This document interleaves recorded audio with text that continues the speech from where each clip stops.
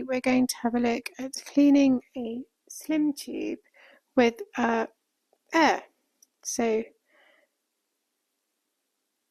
need to gently remove your dome and remove your slim tube.